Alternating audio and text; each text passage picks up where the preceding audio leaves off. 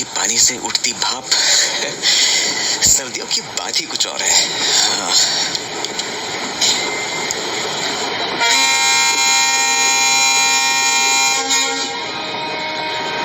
वो जोधपुर से निकलकर शाम तक पाली पहुंच गया।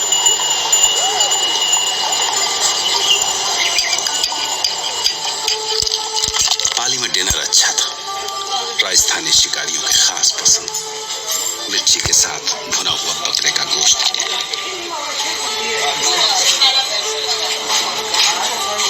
यहां से उसे राजसमंद जाना था, अरावली की खूबसूरत पहाड़ियों के बीच।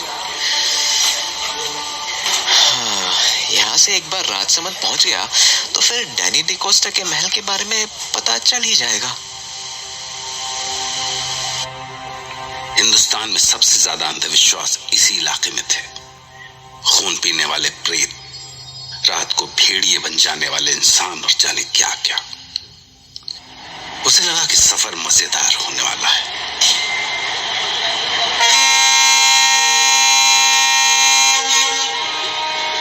पहाड़ियों के बीच में से होकर जाने वाले घुमावदार रास्तों ने उसका दिल मोह लिया।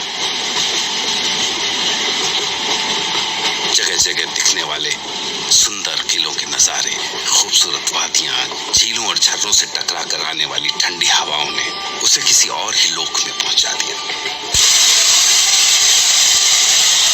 राजसमंद स्टेशन पहुंचते ही हर ओर रंग बिरंगी पगड़ियों में सजे आदमी और सतरंगी लहंगा चोली पहने सुंदर औरतें दिखी। उसके सामने राजस्थानी राजा महाराजाओं और उनकी सुंदर रानी की तस्वीर खींच गई। स्टेशन से निकलकर वो अपने दूसरे पड़ाव पर पहुंचा, जहां उसे रात बितानी थी।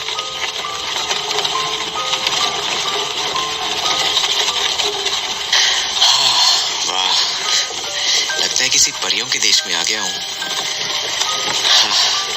इतनी सुंदर जगह के बारे में जाने किन बेवकूफ लोगों ने ये अंधविश्वास फैलाए होंगे।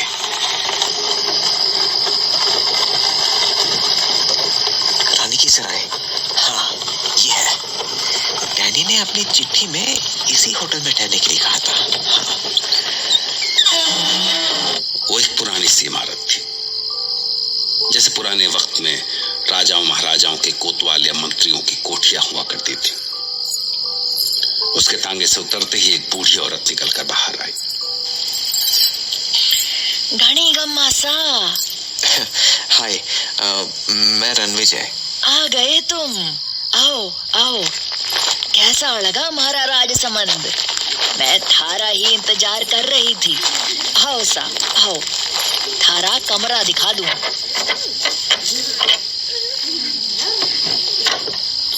अंदर नहाने का गर्म पानी, तौलिया, सब कुछ है। और भी कुछ चाहिए तो बोल देना सा। हाँ, अच्छा थारे वास्ते ये चिट्ठी मिली थी मारे को। बुढ़िया ने रणविजय को एक लिफाफा थमाया। रणविजय ने कमरे में पहुंचते ही खुद को बिस्तर पर फेंक दिया और फिर वो चिट्ठी खोली। थकान से जान निकल गई। देखो क्लाइंट ने क्या लिखा है। 4 दिसंबर। राजसमंद में तुम्हारा स्वागत है दोस्त। मैं बेसब्री से तुम्हारा इंतजार कर रहा हूँ। कल 3 बजे तुम्हारी रत्नागढ़ की यात्रा शुरू होगी। रानी की सराय से निकलकर काली घाटी पहुंचना। वहां मेरी शाही बग्घी तुम्हारा इंतजार कर रही होगी। मुझे यकीन है कि तुम्हें ये सफर बहुत अच्छा लगेगा। तुम्हारे इंतजार में तुम्हारा दोस्त डैनी डिकोस्टा। रात रणविजय को बहुत अच्छी नींद आई।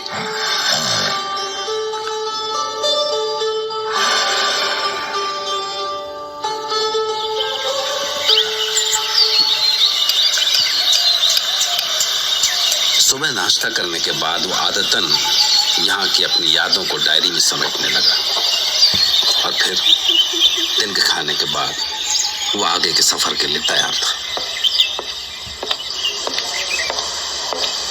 हाँ आंटी जी, तो कितना पैसा हुआ आपका? मारे को चिट्ठी के साथ ही कमरे का किराया और थारे आने जाने के वास्ते घोड़ा गाड़ी का भाड़ा मिल चुका है सा। घोड़ा गाड़ी वाला बस आता ही होगा। पर ये बताओ कि आपने जाना कट्टे को है? मैं रत्नागढ़ जा रहा हूँ। रत्नागढ़ का नाम सुनते ही वो बुढ़िया अचानक पीली पड़ गई। उसके पैर कांपने लगे। क्या हुआ? आप पर उसकी तो जैसे जीभ ही अकड़ गई थी। तभी घोड़ा गाड़ी पहुंच गई।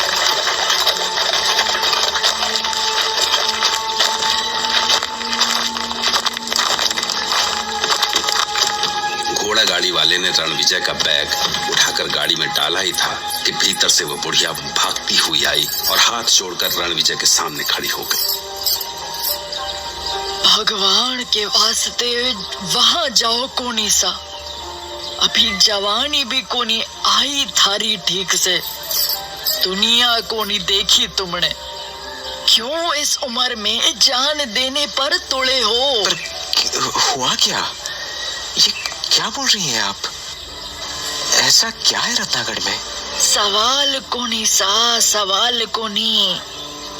बस अगर अपनी माँ को जरा भी प्यार किया है तो यहाँ से लौट जाओ।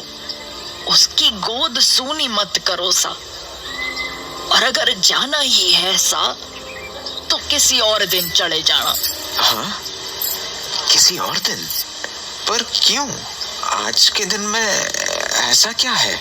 दिन नहीं, रात सा, रात। माघ की पूर्णमासी है आज।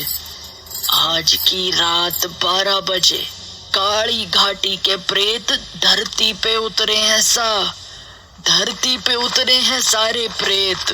रणविजय ने उसकी बातें समझने की कोशिश की, पर घोड़ा गाड़ी वाला इंतजार कर रहा था। इसलिए वो पलटा और आकर घोड़ा गाड़ी में घुस गया। गाड़ी वाले ने चाबुक चलाई और घोड़ा गाड़ी दौड़ पड़ी। रणविजय ने पीछे पलट कर देखा तो बुढ़िया अभी भी हाथ उठाए उसे रुकने को कह रही थी। रुक जाओ सा, रुक जाओ। बड़ा मानुसों का घर है वो। उधर जाओ कोनी उधर। और जब घोड़ा गाड़ी उसकी नजरों से ओझल होने लगी तो वो वहीं रास्ते में ठहर गई। रणविजय को बुढ़िया की बातें उलझन में तो डाल रही थी, पर उसे काम भी पूरा करना था। उसके बॉस और डैनी के बीच एक बहुत बड़ी लैंड डील होने वाली थी और जिसकी सारी जिम्मेदारी रणविजय पर ही थी, जिसके लिए उसे रत्नागढ़ पहुंचना था। तभी उसे अपने गले में लटकता हुआ ताबीज जैसा कुछ दिखा और उसे याद आया कि शायद बुढ़िया ने उसके सामने गिड़गिड़ाते वक्त वो ताबीज उसके गले में डाल दी थी। जाने वो उस वक्त उस बुढ़िया की वहमी बातों पर यकीन कर पा रहा था या नहीं, पर हाँ, वो अंदर से डरा हुआ समझ था। चिट्ठी में लिखा था से क्या आपको काली घाटी छोड़नी है जी? आप वहाँ उतर के करोगे क्या? हाँ जी, वहाँ से हमारे क्लाइंट की तरफ से सवारी आएगी। बहुत खतरनाक जगह से काली घाटी। काली घाटी प्रेतों की घाटी है। हाँ, अच्छा। प्रेत का नाम सुनकर रणविजय कांप उठा।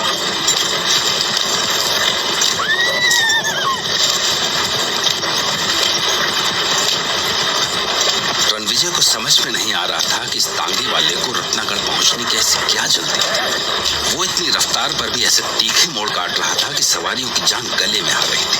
अरे भाई, जरा धीमे चला लो। टांगा पलट गए तो दोनों मर जाएंगे। और तांगे वाला तो जैसे बहरा हो गया था। तांगा भगाने का जैसे कोई जुनून सा सवार था उस पर। झिंगुर की आवाज ने माहौल में एक सिहरन सी पैदा कर दी थी। कंपा देने वाली ठंडी चांदनी के बीच तांगे के आगे लगी दो लालटेनें रास्ता दिखाने की असफल सी कोशिश कर रही थी। अरे तांगे वाले, आपको हुआ क्या है? आप क्यों घोड़ों की जान लेने पर तुले हैं? क्योंकि सर हमें आधी रात से पहले काली घाटी पार करनी है। हाँ। क्यों? आधी रात के बाद ऐसी क्या आफत आने वाली है काली घाटी में? हाँ, मौत का डेरा है काली घाटी। आज के पूरे चांद में जो आधी रात को वहां रुक गया, कभी वापस को नहीं लौटा। हाँ,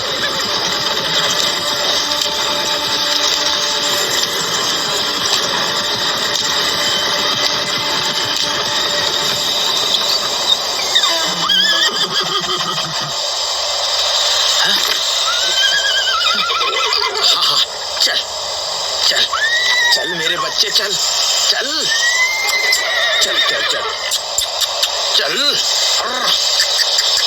चल ना। तो कब तक आएगी काली घाटी? घोड़ा थम गया, मतलब काली घाटी अब दूर नहीं, बस कुत्ते यहीं तक रहते हैं। हाँ, चल चल चल चल। हाँ, क्यों? क्योंकि काली घाटी से भड़मानुसों का इलाका शुरू हो गए। आधी रात को भेड़िए बन जाने वाले प्रेतों का राज। हाँ। पर तुम आगे कट्ठे जा रहे से हैं?